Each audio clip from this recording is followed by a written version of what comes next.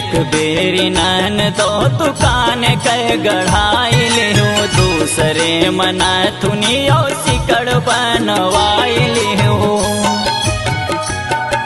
ए नन तो सुन तो एक बेरी नन दो दुकान कह गढ़ाई लिहू दूसरे मना थुनियो सिकड़ बनवाई लिहू।